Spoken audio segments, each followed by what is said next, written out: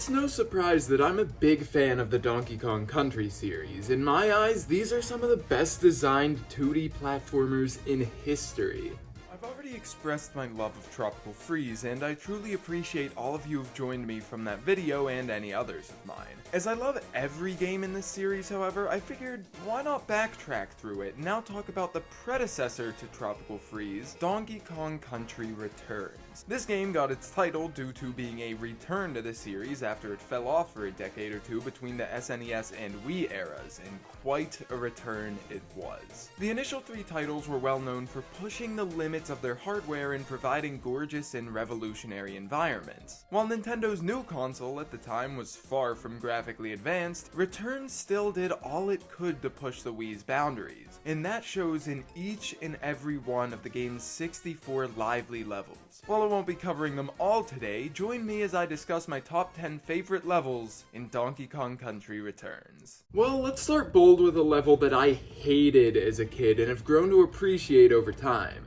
I hope you like spiders, cause at number 10 is Muncher Marathon. While it's not the easiest, World 5 actually seems to take the award as being the least chaotic world present in Returns, but the one chaotic level it does have is perhaps the most so in the game. The world's first few levels are actually quite nice to explore, but that all changes the moment cheese balls are encountered, or whatever these are supposed to be. After a quick hop upon said cheese balls, which raises even more questions as to why they're as bouncy as they are, the sack they're housed in erupts with thousands upon thousands of angry, unrelenting spiders. These spiders are the primary obstacles of what is arguably the game's most stressful level. Over time, I've learned to push my fears aside, and now I can see just how well designed this stage truly is. The usage of conveniently placed enemies, walls, barrel cannons, and other obstacles that force you to wait while the horde of insects creeps up on you is done extremely well here. The player often having to backtrack or wait in this way assures that the spiders will remain right on their tail at all times. No part of the level is overly difficult or unfair, but no part seems to slow the pace or ease the tension either. Not to mention the music track, which just about doubles the player's anxiety. This next level is another one I actually hated as a kid, but this time just because it was too difficult for me. At number 9 is Long Shot Launch. This level contains some very interesting and well-developed challenges which revolve around timing numerous barrel cannon shots. Nothing new to the series, but I feel like it's done more creatively than usual here. Every now and then, a somewhat leisurely break from the timing-based madness is encountered as well to even things out. While all of this is great, the main reason I've come to adore this level is its atmosphere. Returns, just like all the other games in this series, does a phenomenal job of making environments feel alive and real. And Long Shot Launch is one of my favorite showcases of that. The terrain of wood teeming with insects, plants, mushrooms, and tikis alike, and the sweeping shots that occur when transitioning to another portion of the stage really helps to sell that this is an actual forest, teeming with all sorts of life. I also appreciate that some of the many tiki obstacles in this stage are present in the background as well, showing that they weren't just slapped in for the hell of it and actually have a notable presence within the forest. And lastly, once again discussing music, this level is made even better due to its track, which is a much updated rendition of Treetop Rock from the original trilogy. We're following the pattern of levels that never would have made it onto this list if I made it a few years ago. At number 8 is Furious Fire. The namesake of this level is evident the moment it's entered. The developers truly nailed the feeling of a final world, a base of sorts for the Tiki tribe here. Not only due to the difficulty being racked up, and reasonably so, but also thanks to the deep chants and raspy, chaotic instrumentation of the music track present, the boiling magma and threatening foes, and the general look of the area as a whole, this level truly lets the player know this is it. You're almost there, but it's gonna be one hell of a push to the end. From the level's onslaught where the player leaves the factory behind and tropical trees are seen charred and blackened, it's immediately apparent that this stage isn't messing around. Nearly all the enemies here are hot to the touch and must be handled with extreme caution, especially the massive Char-Chars present, which can't even be defeated and must instead be carefully maneuvered around while simultaneously accounting for crumbling platforms and other fiery opponents. While the previous two levels did a great job at showing how lively the forest can be, this one does a magnificent job at portraying just how deadly a volcano is. From its challenging layout to its dangerously gorgeous visuals and foreboding music, Furious Fire is one beast I love to tackle. Well, this is gonna be an odd shift, from a deadly volcano with intimidating tribal tunes to a sunset shore with groovy jazz.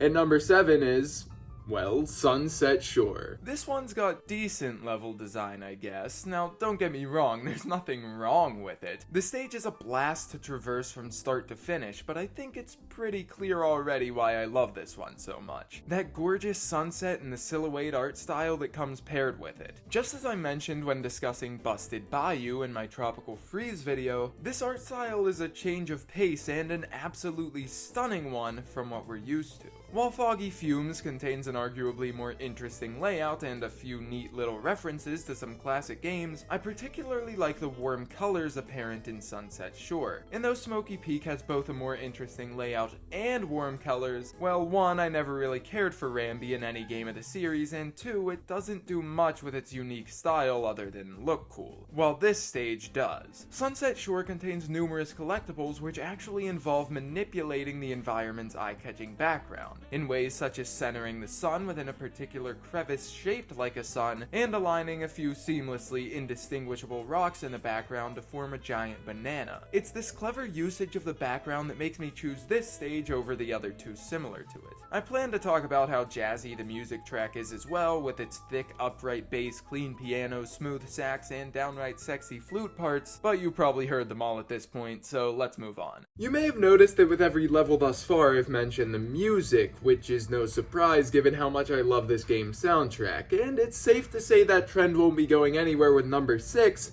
Music Madness. This stage wasn't gifted its name simply thanks to its mechanical melody alone, however. What's truly special about this level is that all of its mechanics operate to the beat of said melody. Mallets acting as percussion elements smash into the ground on tempo and can allow the Kongs to gain some decent height, while cymbal-like contraptions serve to not only add a nice beat, but also to crush Donkey and Diddy in their tracks. Later on in the level, platforms are introduced that shift positions to the music, requiring the player to carefully time their jumps, as are these strange water and fire canisters which take turns operating back and forth, and these bass drums which are so large the player can almost lose track of their character due to the camera being zoomed out such a great distance. All these elements require the player to not only focus on the stage itself but also its music. While this isn't the first, last, or even best example I've seen of instrumentation being implemented as a gimmick into video games, Music Madness is still a very welcome addition to Return's arsenal of levels, and was one of my first fond memories of enjoying video game music as a kid.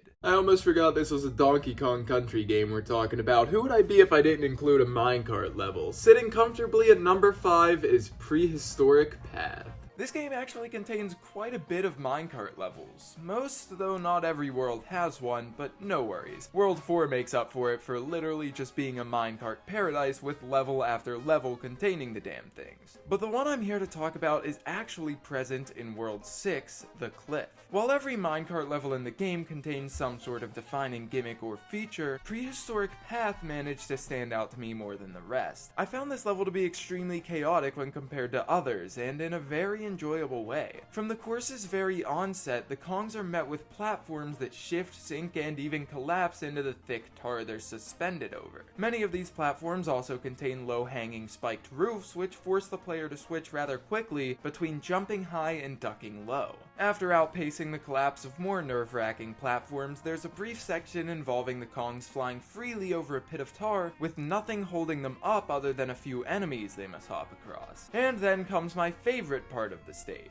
The minecart ends up riding upon the peak of a massive rolling egg which gradually shatters upon contact with the rigid cliff terrain. Eventually, with nowhere else to go, the cart falls into the egg where more dodging must be done before it breaks apart entirely, resulting in the level's end. So many creative ideas are present here, all culminating into one glorious hell of a minecart level. Let's make another sharp shift in focus here, from a fast-paced death trap amidst a Jurassic cliff to a relaxing stroll on a jiving beach. Number 4 is Poppin' Planks. The first level present within the beach provides a peacefully peachy opening to the world. With the jungle left behind and the simplistic percussive music taking over, the player is introduced to the beach. And it's exactly what you'd expect. There are hard-shelled crabs, spouting whales, rocking boats, shifting planks, wave-soaked piers, and even hungry sharks. But though the beach does have its enemies, it's still a beach and it's still just as relaxing despite the dangers present. Yes, it has some annoying crabs to defeat, but it also has a pier full of all the bananas you could wish for. For every danger in this level, there's something fun and relaxing to do to break even. The entire stage is a mix between having to avoid enemies and being able to have fun with platforming, and I very much appreciated the change of pace. As if once wasn't enough, let's take another stroll back to the cliff. At number 3 is Clifftop Climb. As its name lays bare for all to see, this stage involves a climb to the cliff's peak. It's the final stretch between the player and the world's boss Thugly, whose base can actually be seen in the background from certain vantage points. This final push to the top is one of the most difficult levels in the game, but also one of my favorites. You're high up on a cliff, now almost entirely devoid of life, and there's nowhere to go but up. There's something about the empty, lonely atmosphere that I just love so much. Some of the most precise platforming in the game is present here, and with hardly no way to tell whether the ground will fall under your weight or hold out, there's no time to stop and rest either. All you can do is keep jumping, launching, and praying until you reach the end at the cliff's peak. For such a lifeless level, I even shocked myself when I placed it this high up after revisiting the game. Well, we jumped from the cliff to the beach and back to the cliff, where this late in the video might as well not disrupt the trend. At number 2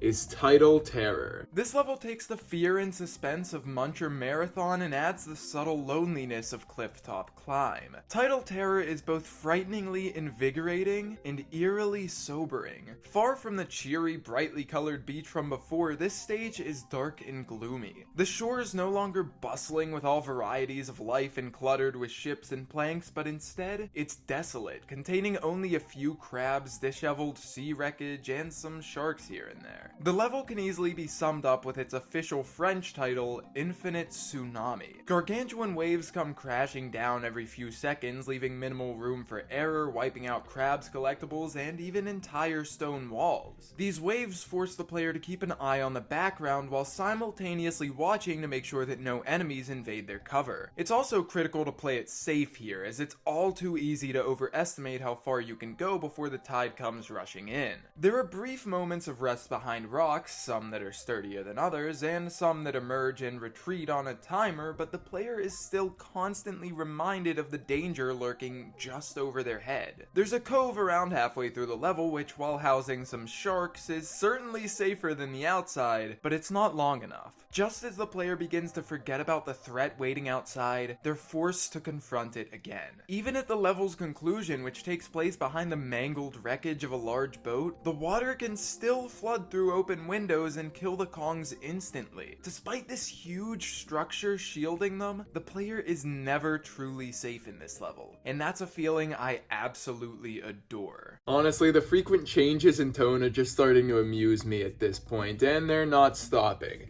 At number 1, my favorite level in Donkey Kong Country Returns is Mast Blast. This stage takes place in World 3, the Ruins, and while it does start in the ruins' outskirts, upon an initial playthrough, the player might be a bit shocked to hear beachy music resembling music tracks present in the previous world, and it's soon evident why. The Ruins takes a step back in this level to give the beach one last encore, and what a beautiful encore it is. The scurvy crabs whose leaders you defeated in the previous world are back with a vengeance. Their ships fire dozens of cannonballs each minute at the Kongs, taking any chance they get to blast them away. These projectiles can simply be avoided, or you can get clever and manipulate their force into shattering obstacles. It's not long before our primate protagonists get fed up and tackle the problem at its source, however. That's right, in a nice callback to some levels in Donkey Kong Country 2, players get to explore the innards, decks, and masts of numerous ships. But that won't stop the crabs, who refuse to let up even when firing at their own fleet. complete. This is also one of the most open levels in the game. You can go up, down, left, right, explore the ship's lowest chambers and their highest masts. I particularly like this shot in one of the boat's cargo holds, as being able to actually see underwater and pinpoint where you're located in regards to the ship adds a lot of realism for me. Back to the crab war aspect of this level, you can even attempt to shoot back at the ship in the background. And in the end, both vessels end up sinking to the ocean floor in one of the worst revenge schemes I've seen. This is just a fun level, there's not much else to say. Watching everything unfold as you explore these ships in their entirety is so fun, and has allowed this stage to rightfully earn its place at number 1. Donkey Kong Country Returns is, like its predecessors and its sequel, a game that pushed limits and experimented with new ideas while still being built upon the same foundation the series is recognizable for. Despite being released for a console that was quite lacking in power for its time, this title still managed to push out some beautiful levels. The depth in both gameplay and visuals is stunning. Not a single level feels exactly like another thanks to the many individual gimmicks, obstacles, music tracks, environments, and whatever else. They all feel so different, yet they all feel so real and alive as well. Even the most lifeless stage in the game still feels alive. There are many more stages I wanted to put on this list, with one of the big ones being Boulder Roller, and I admittedly feel a little bad about excluding the cave world entirely, but the more I argued with myself, the more I realized that I'd never truly find a perfect balance, so I just went with my gut on these. Now, I suppose since I've covered both Tropical Freeze and Returns, we'll just keep making our way deeper into the past. So expect Donkey Kong Country 3 at some point. Thank you all so much for watching.